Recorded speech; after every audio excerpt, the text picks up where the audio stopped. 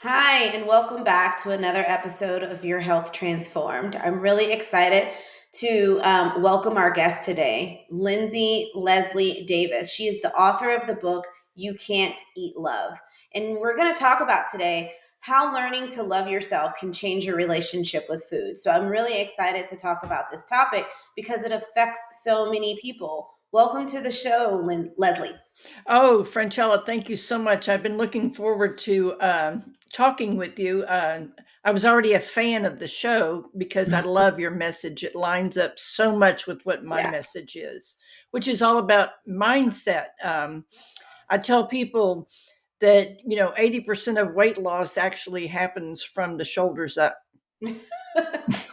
I 100% agree. Like, I'm glad you think that because I also think that. And talking to you earlier, I was like, I don't want to give it away. You're like, I'm all about mindset. I'm like, me too, but let's just talk about it in the show. So I'm really excited to kind of go over this topic with you because we recently did a study not too long ago, and a lot of people emotionally eat. Like, honestly, in the study, the majority of people who overate, it was emotionally driven. So tell me about that. Is that what you see? Clearly, that must be what you have gone through. I mean, that's what your book is about.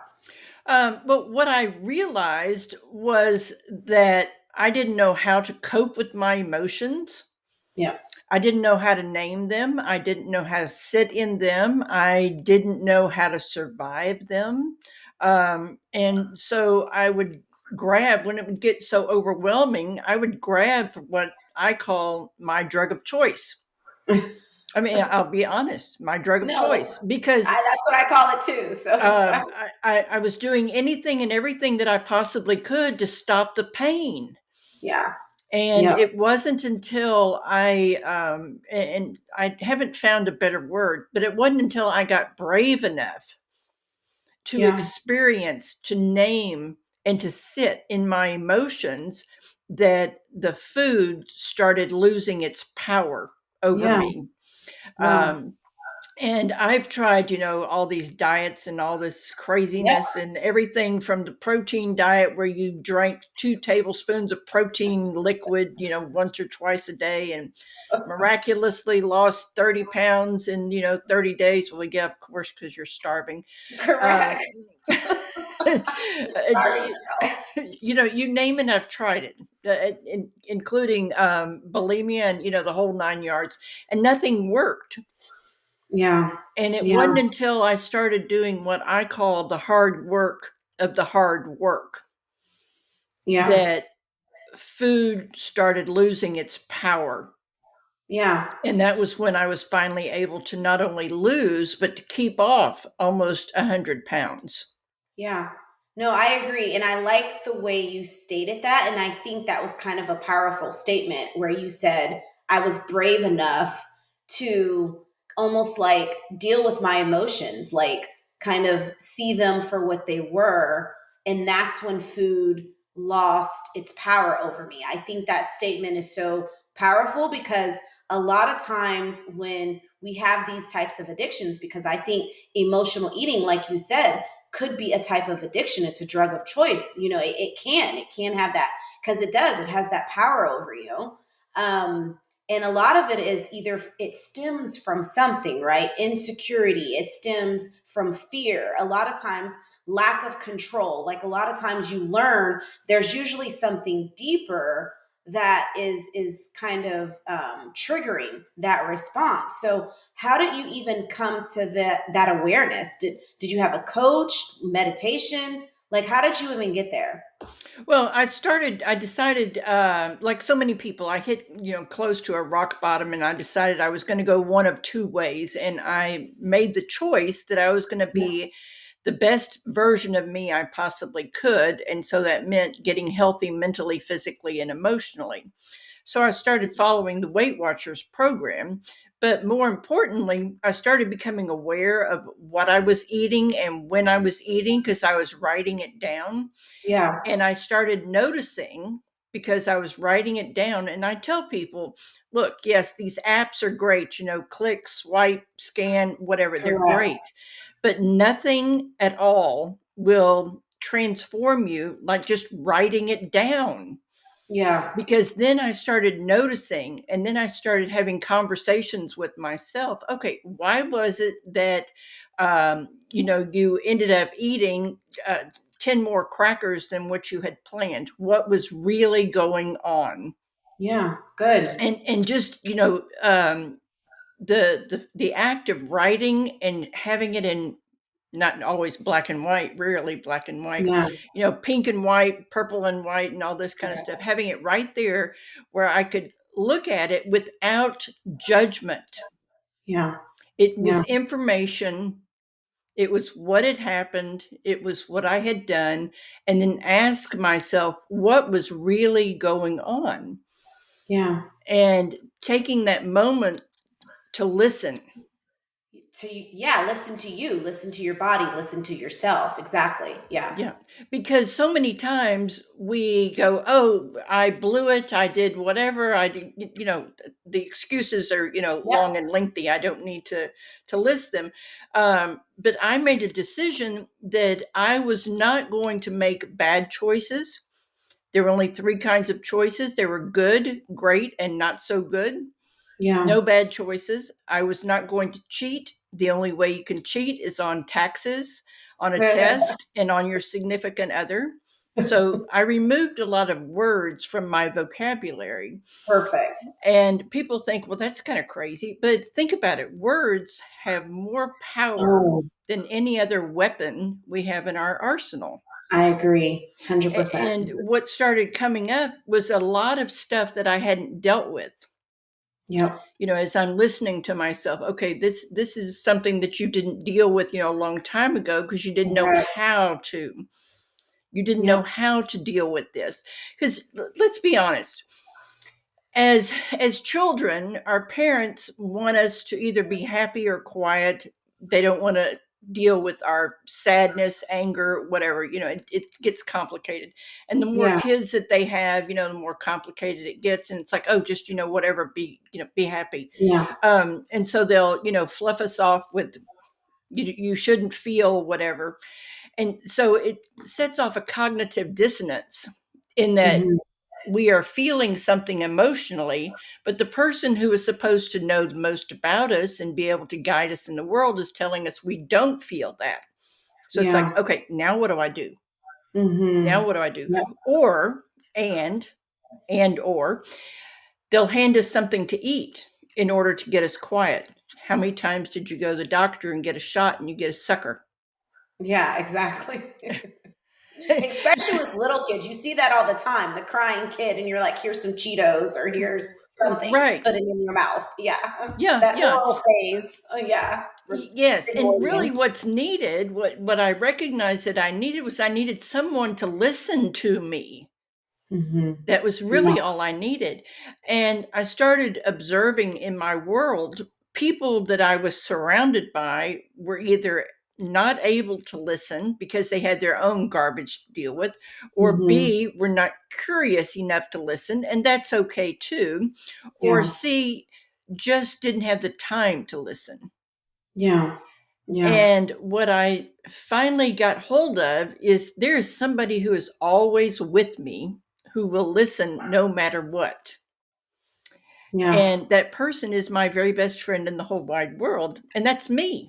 Hmm. That's me. I am always available to listen to me. Yeah. Yeah. No, And I so agree. I started that process of writing. I do a lot of writing, especially in the morning, Yeah. and had these conversations with myself. I don't call Yeah. it journaling because I don't journal. I just got lots Yeah. of notebooks with lots of words. Yeah. But I Yeah. have found that that has been the most powerful because that has helped me sort out the emotions, helped me sort out, why are you feeling this? What's really going on? And then as a consequence of all that, the food has lost a lot of its power. Yeah. Yeah, no, I agree. I agree that's exactly what happens. Kind of going back, you talk about apps. I'm not a huge fan of tracking every little thing, tracking yours, because sometimes people can feel like a failure at the end if they don't reach whatever goal or whatever steps or amount of minutes and activity. But I do feel like what you're saying tracking food, like bringing about awareness, however you want to do that. That's kind of one of my first steps in my journey that I help patients with as far as transformation, kind of like what you're talking about in the mind. It has to be self-awareness. That has to be first. Like, who are you? What do you look like? What do you want to do? Where are you at right now? How are you feeling? What is going on in your life? Like, how are you taking things in? And you have to figure out a way to do that. So you're right, apps. I am also like to write, like, even now in this day and age, and we're both living in it, where everything is tech. I have my notebook right here with me. I still write everything down. I have a calendar I use on my desktop. I use the phone sometimes, but I agree with you in the sense that there's something tangible and about writing it, about even, and it's funny because that's the way I used to study for exams. It's like, when I wrote it down, it's almost like it sunk in a little bit better, or it was a little bit more palpable than kind of just putting it in a cloud or somewhere else, something you can kind of refer back to. And I think spending time with yourself, it was kind of my first steps in general in figuring out what's going on. So I love what you're talking about. I totally agree with what you're talking about. I love that you do it in the morning. There's been actually studies that show starting off the morning, kind of checking in with yourself, so to speak, is what the way I kind of call it, is like the best way. What do I want to put out today in the world? What are my intentions today? What are my goals? And then not shaming yourself when you look at your journal or your paper or whatever you wrote it down and you had a little glitch, which is exactly what you did. I'm curious how you were able to look at, why did I eat this at this time? And instead of like shame yourself, you asked yourself that question, like, what's going on there? What happened there? And there was no shame. It was like compassion for yourself. Like, that's amazing. Well, I grew up experiencing, and even later into adulthood, being shamed, Yeah. and I didn't like it. I didn't like how I felt. I didn't like how I reacted. I didn't like anything about it. So when I started on the journey, like I said, I set out to get healthy mentally, physically, and emotionally. Mhm. Yep. And when you begin doing that work, then shame comes straight to the forefront. Yep. And I realized, okay, I need to figure out a better way to work with this. And I said, something, I am not going to allow myself to feel shame about anything. What Yeah. happens, happens. It's information. Good I'm not going to information. let it knock me off of my path. And I talk about this in the book. We're driving down a muddy road, and we've Yeah. been driving down the same muddy road for years. So it's got really, really deep ruts. So our car practically drives itself. But when we start changing our thought patterns, when we start changing the things that we do, we're creating new ruts. And so we Correct. have to drive very slowly, or we're going to slide off in the ditch or fall back in the same ruts. Hmm. And I told myself, okay, so what's the thing that you can do to keep yourself moving forward, even if you do mess up? And what Yeah. I Good. came up with was celebrate, celebrate. Yeah. So Yeah. no matter what it looked like, I would celebrate. Look at you. You went to that party, and yes, you did eat 2 pieces of cake, but you know what? You didn't eat the 6 rolls that you might have eaten before.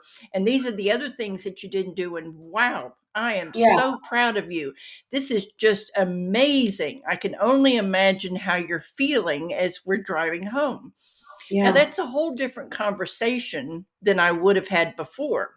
Because Correct. before I would have been saying, oh my gosh, there you went again, you failed, et cetera, et Yep. cetera, et cetera, which is not helpful. Correct. And Yeah. I promised myself that I would have helpful conversations with myself because I wanted to be the best version of myself. And Yeah. the only way to do that was to have helpful conversations. And then later, I read a book which really, really put a lot of my thoughts into, concrete words. And it's called Don't Laugh, Don't Shoot the Dog. That's an interesting title. Yes, and it's not about shooting dogs, so I don't want to hear from any animal activists. It's about training them, Yeah. training animals. And what the animal trainers do, good animal trainers do, is they reward behavior they want to continue. Right. And are you ready for this? They ignore, totally, absolutely ignore, do not acknowledge behavior they want to stop. Yeah. So they don't shame. They don't No, punish. They no, just ignore it. yeah, Yeah. ignore Yeah. it. Yeah. Because, think about the kid in school who keeps misbehaving. Yeah. Acting out. Yeah. And Wants attention. that's, and every time the teacher, calls him out or sends him to principal's office or does, whatever, the brain is getting a hit. Yeah. And the brain doesn't know if it's, a good hit or a bad Hmm. hit. It's a hit. It doesn't Yeah. care. It wants more. So when I started this celebrating, and I would write down little tiny goals, because Hmm. I had, like close to 100 pounds to lose. And I'd write down, okay, my first goal is to lose 2.5 pounds. And my Great. reward will be a new lipstick. Yeah. My Perfect. reward, will be that I get to turn up share as loud as I want to and dance around the house like a crazy person. I Um, love those rewards. my reward will be that I get a new dry fit shirt to wear to the gym. Yeah. My Perfect. reward will be crazy socks so that I can have, crazy socks to wear with my tennis shoes. Great. All positive, like positive things, that more positive input that you're putting in. So not only are you rewarding yourself, but you're rewarding yourself. It's almost like two layers with Right. more positive input. The crazy socks are positive. That's like a happy thing. Like the dry fit shirt, that's, oh, that's a gym. That's a reminder that I can be active. And so I really love the way you frame those rewards for yourself. Yeah, Well, it's well, awesome. and then as I tell people when I, make the suggestion to them, I say every time you see this item, you will be reminded of what you did. What you accomplished. Exactly. Yeah. Yeah. And so you're getting constant reminders of what you did. And your Yeah. brain likes that. It likes, it likes these good hits. Yep. And like I said, your brain doesn't know the difference between good and bad. It just knows that it's getting a hit. So I set myself up to be able to celebrate all the time. And I Yeah. still do. I still do. Yeah. When I make a good choice, I celebrate. When I make a not so good choice, but it was better than I could have, made Yeah. choice, I celebrate. No, I agree. That's almost like the positive psychology that I've spoken to people about previously. It's almost like changing the perspective, changing the lens, always finding something positive, even if the situation may not be. And you, like you said, it's there's not so good, good, great. Even if it's not so good or good, even if you're not at great, you still are able to fix your lens and identify the positive in that, and that automatically takes you down one path versus the shame, I can't, almost like the negativity that takes you down this path. So I think that's great that you learned and were able to do that. Well, and the other thing that I discovered is I wanted more. So, for example, recently it's been cold here. I'm in Texas, and it's been cold, for about the past We're couple of in weeks. Texas. Me too. Um, I am 30 miles west of Houston in Katy. Where are you? Okay, I know exactly where that's at. I'm in Dallas, Fort Worth. But Oh, yeah, okay. Well, yeah, you're just, hop, skip, and a jump up. correct. So you guys have been cold too. Yep. And so people are talking about load up on the comfort food. And so I was in the grocery store and I was like, comfort food, comfort food. I said, what are you talking about? You don't even want comfort food. So why are you in here looking for comfort food? Yeah, exactly. Exactly. Exactly. I mean, So I left the store and I celebrated the fact that I got what I had gone in there to get, and I didn't, pick up the quote unquote comfort foods. yeah. Or maybe change what comfort food means to you. Like comfort food can mean, who knows, like salad with shrimp. Like, it doesn't have to be Right. loaded with calories and fat, you know. Yeah. Maybe changing what comfort food means to you. But Yeah. yes. Yeah. But during the cold, and you guys were much colder than we were, but during Yeah. that cold spell, I didn't feel as if I was denying myself anything. Yeah. And Exactly. that I think that that's something else that people get hung up in when they go on this journey. They start thinking, well, I can't have. And as one of the things that I recognized was, as soon as I started telling myself I can't have, whatever, and put Yeah. limitations on that, this 4-year-old child would show up and throw a temper tantrum in the middle of Walmart, Yeah. screaming that they have to, have to have this coloring book, or they're going to die. You know what Yeah, I'm saying? exactly. Correct. That's common. So I'm curious to hear how you switch that switch over from the I can't have, with um, focusing on what you can't have. Yeah. I started looking at, okay, well, what is it that you're looking for? What is it that you're desiring? And Yep. let's figure out a way that we can make this work. So Perfect. if it was brownies, which are one of my, they don't behave themselves in my house foods. I would, make some brownies, and then I would eat, one or two, sometimes three or four, and then I'd take the rest of them and throw them in the trash. And I would say, you know what, you you got what you wanted. Now you're heading into that unconscious eating. So what's really going on? Yeah. And I didn't put any food off limit. I did Yeah. not put any food off limit. I learned how to portion control, and a lot of people don't want to hear that. But let's be Yeah. honest. Let's Yeah. No, be I agree. I 100% let's agree be with that. really, really honest. If you are currently driving a Suburban Yeah. that has a 60-gallon gas tank, and you buy a Fiat, which has maybe a 10 or 12-gallon gas tank, are you Yeah. going to continue putting 60 gallons of gas into your Fiat? No, Yeah. You can't. Yeah. no. So when you go on this journey, if you start looking at yourself similar to a car, you start off as a 60-gallon tank Suburban, and then you Yeah. move yourself down, to maybe a 50-gallon tank, and you move yourself down. You don't keep pouring 60 gallons of gas into that car just because. Correct. Yeah.